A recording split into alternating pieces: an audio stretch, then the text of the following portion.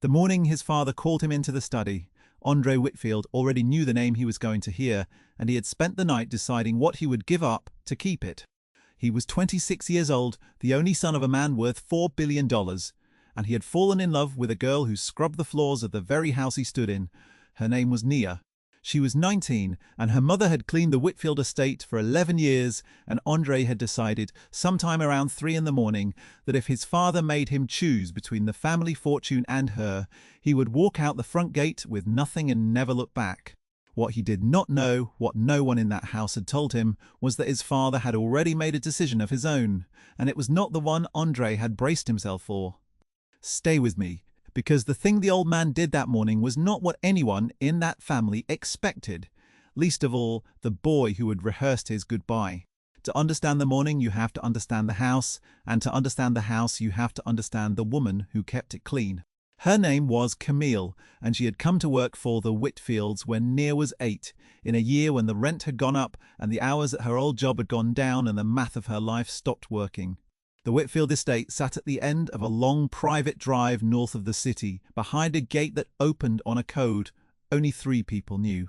It had 9 bedrooms and a kitchen the size of Camille's whole apartment, and a marble floor in the entry hall that took her 40 minutes to do right on her knees with a cloth, because the man who owned the house did not like the streaks a mop left behind. His name was Walter Whitfield. He was 61. He had built a logistics company out of 2 trucks and a phone, and a refusal to lose, growing it over 30 years into a fleet that moved freight across half the country, and he had buried his wife 4 years before Camille ever set foot in his home. And in all the years she worked for him, he had said maybe 200 words to her that were not instructions. Tax. He was a man who had decided early that feeling was a luxury for people who could afford to lose, and he had carried that decision like armor through the death of his wife and the raising of his son, and it had cost him more than he knew. Camille did not mind the silence. She had not come for conversation. She had come for the check, which was steady, and for the health plan which covered Nia, and for the simple fact that Walter Whitfield paid on time and never once looked at her the way some employers looked at the women who cleaned for them, as if she were a piece of the furniture that had learned to walk. He was cold, but he was fair. In the world Camille moved through, fair was rarer than warm, and she had learned to take it where she found it. She raised her daughter in a 1-bedroom apartment 40 minutes from the estate, up 2 flights of stairs that smelled of other people's cooking, and she gave Nia the bedroom and slept on a pull-out couch for 11 years, and she never once told the girl it was a sacrifice, because she did not believe a mother's love should come with an invoice. The couch had a bar that pressed into her back through the thin mattress, and she learned to lie around it. And in the mornings she folded it away before Nia woke, so the girl would not have to see her mother's bed in the middle of the living room. She kept the apartment spotless. Because cleaning was the one thing in her life she had full control over, and a clean home was a thing she could give her daughter that cost only effort. She packed the same lunches she could afford, peanut butter and the good apples when they were on sale, and she rode the bus an hour each way, and gave the best of every day to a house that was not hers, so that the small apartment that was hers would hold a child who never went hungry and never knew exactly how thin the margin was. Nia grew up in that apartment and on the bus that carried her mother to work, and on the days when school let out early and there was no one to watch her, in the back kitchen of the Whitfield estate, doing her homework at a steel prep table while her mother moved through the rooms above. That was how she met Andre. He was 13 the first time, a tall, quiet boy who came down to the kitchen for a glass of milk and found a girl his age bent over a math worksheet, a pencil worn down to almost nothing because she would not throw one away until it was gone. He stood in the doorway with the refrigerator humming behind him and watched her erase the same line 3 times. Instead of leaving, he sat down across from her and asked what she was stuck on. She did not look up at first. She had been taught that the boy who lived in the house was not someone she talked to, only someone she stayed out of the way of, and she expected him to take his milk and go. He did not go. He asked again. She told him it was the part where you had to find X, and there were letters on both sides, and it made no sense, and he turned the worksheet around so he could read it, and he showed her the trick of moving the letters to one side and the numbers to the other, and he did it without making her feel like the only person in the room who had not already known it. That was the whole beginning. For years it was nothing more than two kids who happened to share a kitchen. A friendship built in the margins of a house that belonged to one of them and employed the other. They traded worn pencils and split the cookies the cook left cooling on the rack, and they argued about whether the math was useful and whether the milk was better cold or room temperature, and they did not think about the difference between them. Children rarely do. It was the adults around them who knew what the difference would cost.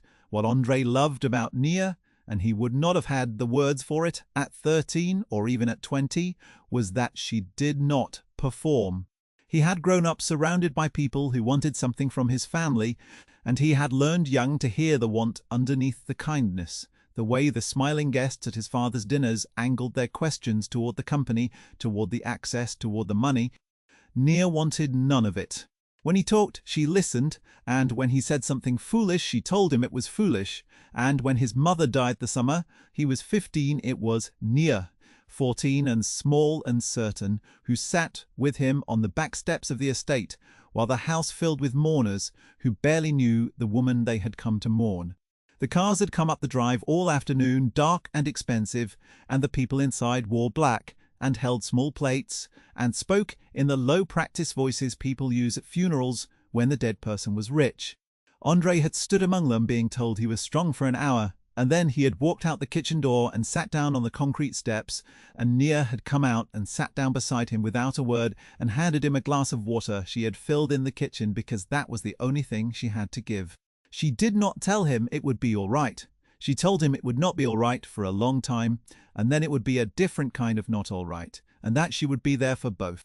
She told him her own father had died when she was a baby, and she did not remember him, and that this was its own kind of loss, to grieve someone you never got to meet, and that at least Andre had 15 years of his mother to carry, which was a terrible gift, but a gift. He had never heard anyone talk about death that way, plainly, without the soft managing voice the adults inside were using. He never forgot it. A boy remembers the person who told him the truth when everyone else was managing him. They grew up. Nia went to community college and then to a state school on scholarships and the loans her mother co-signed without a second of hesitation, and she studied nursing because she had spent her childhood watching her mother's hands, and she wanted hands that healed. Andre went to a private university his father chose, and he studied business because that was the path laid out for the only son, and he hated most of it and finished anyway. And in the summers and the holidays in the kitchen of the estate, the friendship that had started over a math worksheet became something neither of them said out loud for a long time, because saying it out loud would make it real, and making it real would mean facing everything that stood against it. Walter did not raise his son to marry the help. That was not a rule anyone had spoken. It did not need to be spoken. It was the heir in the house. Here is a question worth holding while the story turns, and I'll only ask it once. How many people do we walk past every day whose whole lives are holding up our own and never once learn their names? Camille had cleaned that marble floor on her knees for 11 years, and the man who owned it had never asked her where she slept at night. Keep that in your mind. It matters more than you know yet. Nia was 23 when she finished her nursing degree, and Camille took the bus home that night and sat on her pull-out couch and cried for an hour, the good kind, the kind that comes when a thing you sacrificed for finally arrives. Her daughter was going to be a nurse. Her daughter was going to have a life with a floor under it, a life that did not depend on the mood of a gatecode or the steadiness of a billionaire's accounts. And it was around that same time Summer Nia turned 23 and Andre turned 25 that the two of them finally said the thing they had been not saying for years. It happened in the kitchen, of course. It always happened in the kitchen. Andre had come down for no reason at all, which was the reason, and Nia was washing a cup she had already washed, and he said her name in a way he had never said it before, and she set the cup down and turned around, and neither of them needed a second sentence. For a year they kept it quiet, not because they were ashamed, but because they understood what would happen when the quiet ended. They met in the city on Nia's days off. They walked through the park and ate at the kind of places where no one knew Andre's last name, a noodle shop with 8 stalls and a diner where the coffee was $1 and came in a thick white cup, and for a year they were just a young man and a young woman in love, which is the most ordinary thing in the world and felt, to both of them, like the rarest. André never once let the difference in their money sit between them. When they ate, they split it, because Nia would not let him pay for everything, and he had learned not to argue, and the one time he had tried to buy her a coat, she had handed it back, kindly, and told him she did not want to be a girl who got things. She wanted to be a girl he talked to. He understood her better after that than he ever had. They talked about her work, the patients on her floor, the old man in 412 who had no visitors, and how she sat with him on her breaks. They talked about the company André was supposed to inherit and did not want, and about what a person did when the life laid out for them was not the life they would have chosen. They did not talk much about the future, because the future had Walter in it. Standing in the doorway, Camille knew, a mother always knows. She had seen the way her daughter checked her phone, the new carefulness in her, the particular light a person carries when they are loved well. She did not say anything for months. And then one night she sat her daughter down at the small kitchen table in the apartment, the same table Nia had done homework at as a child, and asked her plainly who he was. And Nia told her the truth, all of it. The kitchen and the years and the love, and Camille was quiet for a long time, turning a coffee cup in her hands. Then she said the thing that would turn out to matter most, the thing the whole story would eventually come back to. She said, "I am not afraid that he will hurt you. I am afraid that his father will, and that the boy will let him, because that is what boys raised in houses like that learn to do. They learn to fold." Camille was wrong about her daughter's young man, but she had earned the fear honestly, and she was not wrong about the danger. Because the quiet ended the way quiet always ends by accident on an ordinary afternoon. Walter came home early from a meeting that had been cancelled, and he walked through his own front door, across the marble floor Camille had cleaned that morning, and he heard his son's voice from the kitchen, low and easy in a way he had not heard it since before his wife died. And he stood in the hall and listened, and what he heard was not a young man talking to the help. What he heard was a young man in love. He heard the particular gentleness a person uses for only one other person in the world. And Walter, who had buried the only woman he ever spoke to that way, recognized the sound, and it stopped him. Cold in the middle of his own house. That night he said nothing. That was Walter's way. He gathered information and he held it, and he decided in private, and the deciding could take days. André did not know his father had heard. Nia did not know. Camille, cleaning the upstairs bathrooms, had not seen Walter come in early, and so the three people whose lives were about to be rearranged went home that evening with no idea that the man at the top of the house had begun, in his cold and methodical way, to... For 3 days Walter watched. He watched the way his son lingered in the mornings, the way he found reasons to pass through the kitchen. He watched Camille move through the house, and he found himself for the first time in 11 years actually looking at her, at the care she took with things that did not belong to her, at the way she straightened a photograph of his late wife that she dusted every week and had never once mentioned, at the way she nodded to the gardener and asked after his bad knee, at the small economies of a woman who had never in her life been able to waste anything. He saw her eat her lunch, standing at the counter rather than sit at a table that was not hers. He saw her slip the heels of bread into her bag at the end of a day, and he understood, with a shame that surprised him, that for 11 years there had been a whole human life moving through his house at the edge of his attention, and he had recorded none of it. He had a question forming, and it was not the question his son feared. It was a quieter and more dangerous question, the kind a proud man almost never lets himself ask. The question was whether he had been wrong about something for a very long time. On the 4th morning, Walter called his son into the study, and this is where we came in, with André standing on the carpet he had stood on as a boy, to be praised and to be disciplined, his jaw set, his goodbye rehearsed. He had decided, if his father said choose, he would choose Nia, and he would walk out with the clothes on his back and the nursing school girl who had told him the truth on the worst day of his life, and he would build something smaller and truer than anything in this house. He had the speech ready. He never got to give it. because his father did not say, choose. His father, who had not asked a personal question of an employee in 11 years, looked at his son across the wide desk and said, I want you to tell me about her mother. Andre did not understand the question. He had come armed for a war over the daughter, and his father was asking about the mother, and for a moment he thought it was a trick, a way in, a flank. So he answered carefully. He said Camille had worked here for 11 years. He said she had raised Nia alone. He said she slept on a couch so her daughter could have the bedroom, and that she had co-signed the loans for nursing school, knowing she would be paying them off into her 60s, and that she had never once, in all the years Andre had known her, complained about a single thing.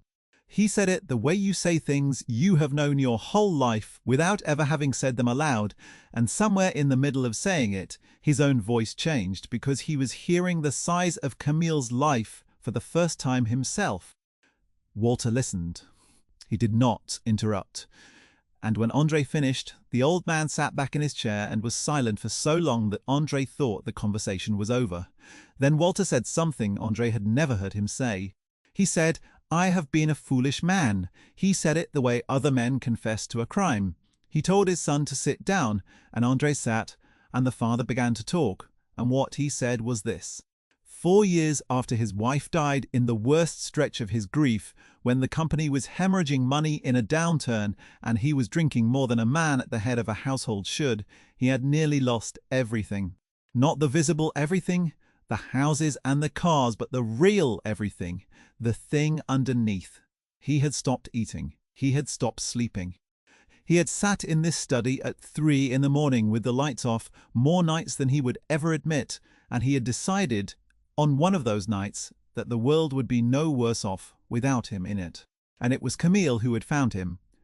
She had come in early one morning before dawn because she had left her good gloves the day before and meant to grab them and slip out before anyone woke. And she had seen the light under the study door, a thin yellow line in a house that was supposed to be dark, and she had knocked, which was not her place. And when there was no answer, she had opened it, which was even less her place, and she had found Walter, the man worth billions, grey-faced and shaking and a long way down. There was a glass on the desk and a bottle beside it, and the curtains were drawn against a sky that was just starting to grey, and the man looked up at her with an expression she had seen before on her own face in a bathroom mirror in the worst year of her own life. She did not call anyone. She did not run. She crossed the room and she sat down on the floor beside his chair. A cleaning woman and the richest man she had ever met, on the rug she vacuumed twice a week, and she stayed there until the sun came up. She talked to him not about money, not about the company, about her own husband, who had died when Nia was a baby, a man named Marcus who had been 26 and healthy on a Tuesday and gone by Friday, and about how she had wanted to lie down on the bathroom floor of their apartment and not get up either. She told him about the morning after the funeral when the baby had cried at 5 and there had been no one else, and how she had gotten up because there was a child who needed breakfast, and how that had been the whole of her reason for a long time, just the next bottle, just the next morning. She told him that grief was not a thing you solved, it was a thing you carried. And the carrying got easier only because you got stronger, and you got stronger only by carrying it. He asked her in a voice that did not sound like his own how long it took. She told him the truth. She said it never fully went. It just made room for other things to sit beside it. Then she got up off the floor and she made him eggs in his own kitchen, scrambled soft the way her mother had made them, and she set the plate in front of him and stood there until he ate. And then she went back to work and finished her shift, and she never told a living soul. Walter had never thanked her. That was the thing he confessed to his son in the study that morning, the thing that had been eating at him for 3 days since he heard the love in his son's voice and started, finally, to look. For 11 years he had let the woman who saved his life clean his floors on her knees and had never said the word thank you, because to say it would have meant admitting how far down he had been, and a proud man will let a debt sit forever before he will let himself look small. He had told himself she had just been doing her job. He had told himself a lot of things. None of them held for 3 days since the sound of his son in love had cracked something open in him, and now here was the son, asking permission to love the daughter of the woman to whom Walter owed his entire remaining life. And so the unexpected thing, Andre had walked into that study, braced to be told he could not have her. Instead, his father stood up and walked around the desk, and for the first time in his son's adult memory put both hands on the young man's shoulders and said, "You will not marry that girl in some quiet little ceremony where her mother stands at the back like staff. You will marry her here in this house, and her mother will sit in the front row in the best seat we have, and I will spend whatever I have to spend and say whatever I have to say to make right 11 years of treating a better person than I am, like she was invisible." He said, "I owe that woman my life. I have owed it for 7 years. It is past time I paid." Walter did not stop at a wedding, though. A wedding was the easy part, the part money could buy. The harder part was the part he set in motion that same afternoon, quietly, the way he did everything. He called his attorney, a careful man named Reyes, who had handled the Whitfield affairs for 2 decades and had learned never to ask why. He called his bank. He spent an hour on the phone with the door of the study closed, and the instructions he gave were specific and final, and when he hung up he sat for a moment with his hand flat on the desk, gathering himself, because the next thing he had to do was the thing he had been afraid of for 7 years. And then he did the thing that no one, not his son, not Nia, and least of all Camille herself, ever saw coming. He went down to the kitchen where Camille was wiping down the steel prep table, where 2 children had once done their homework, the rag moving in the same slow circles it had moved in for 11 years.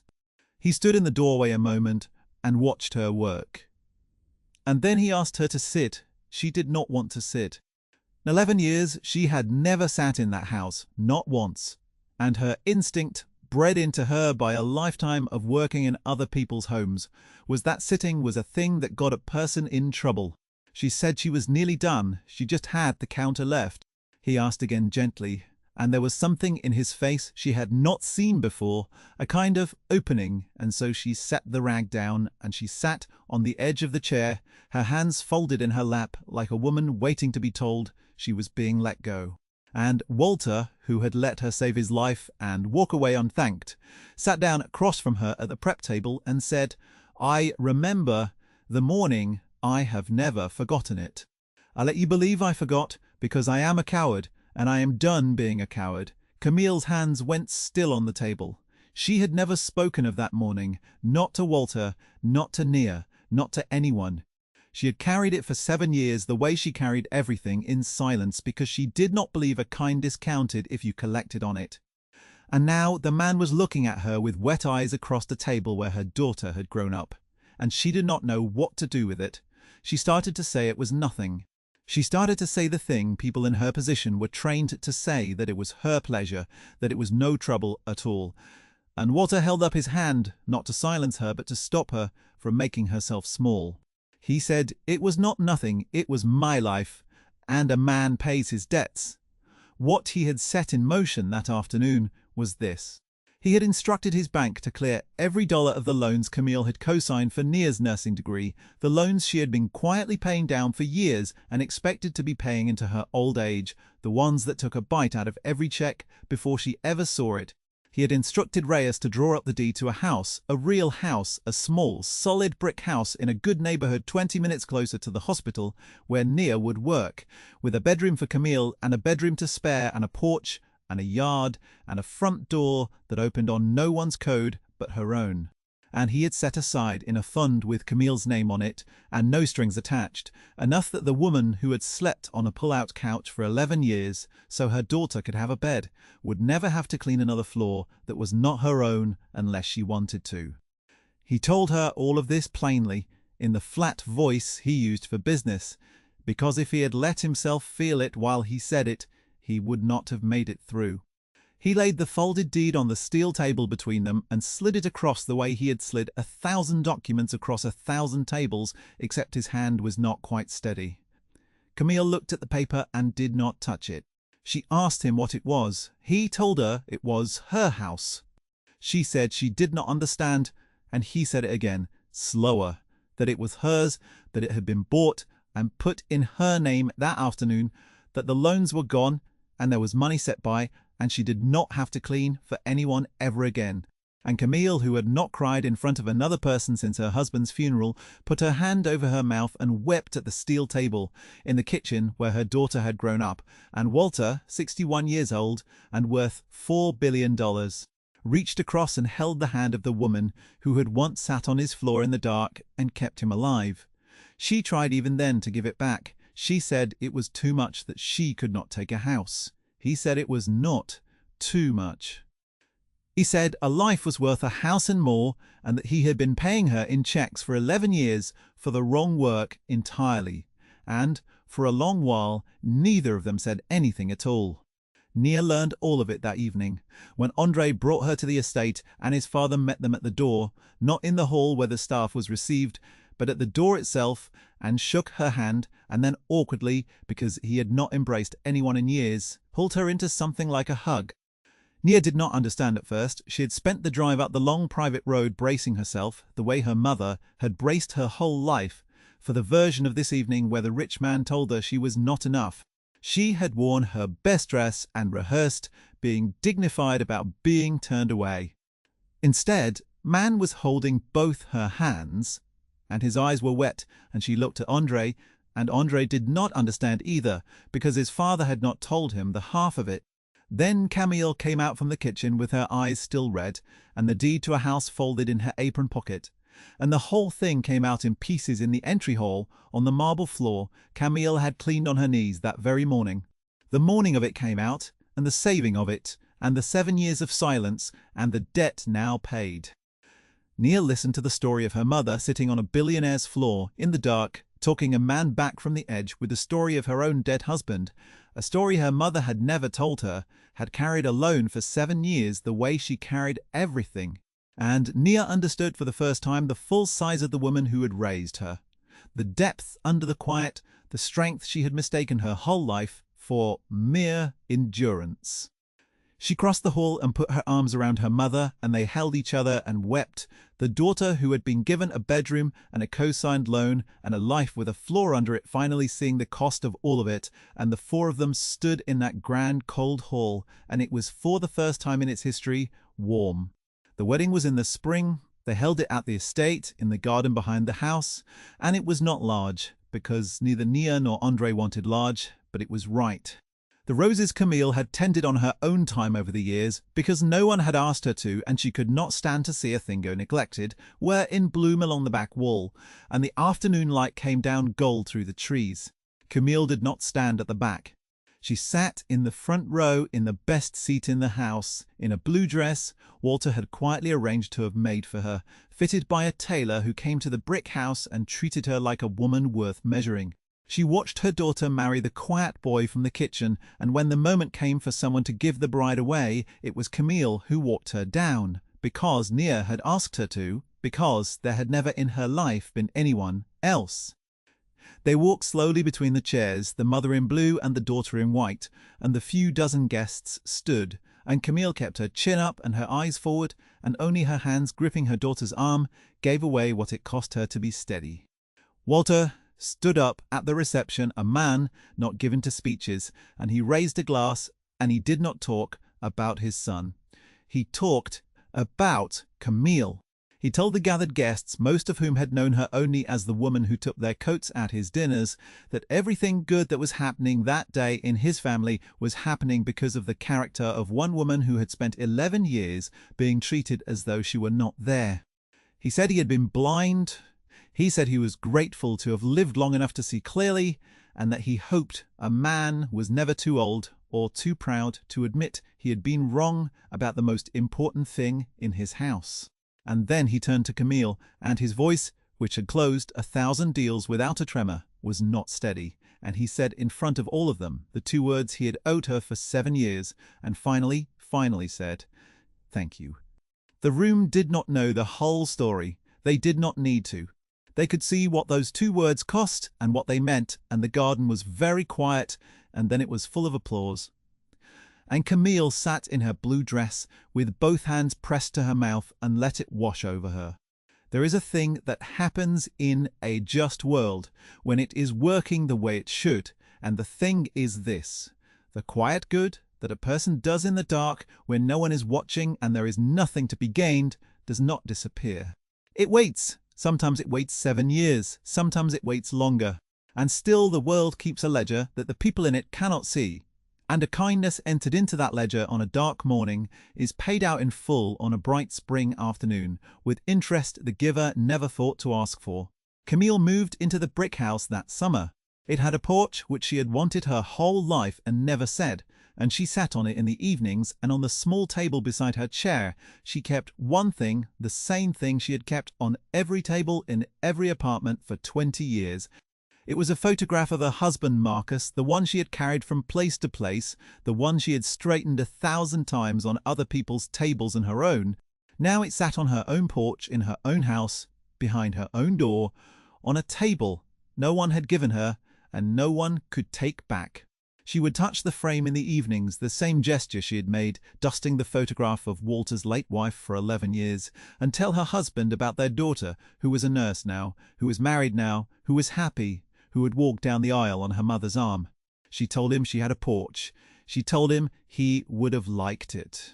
Naya and Andre lived in the city and came on Sundays, and Naya would sit on the step the way she had sat on the estate's back steps as a girl, and sometimes Walter came too, an old man who had learned late how to sit on a porch and say nothing and be welcome, who brought a bag of the good apples because Camille had once mentioned, years ago, that Nia liked them, and he had remembered. The four of them would sit out there as the light went honey-gold over the yard, and no one needed to fill the silence because it was a good silence now, the kind that only exists between people who have stopped pretending not to need each other. If you have ever done a kind thing in the dark and told no one and wondered if it ever mattered, I think it did, and I think you would know it if you could see the ledger the world keeps. Tell me about a kindness someone did for you when they had nothing to gain, the one you still think about. And if this story sat with you the way I hope it did, there is another one waiting, about a man who returned a wallet with $50,000 in it and learned 3 days later whose wallet it was. For now, though, picture the porch and the honeygold light and the woman in the chair touching a photograph. Finally home.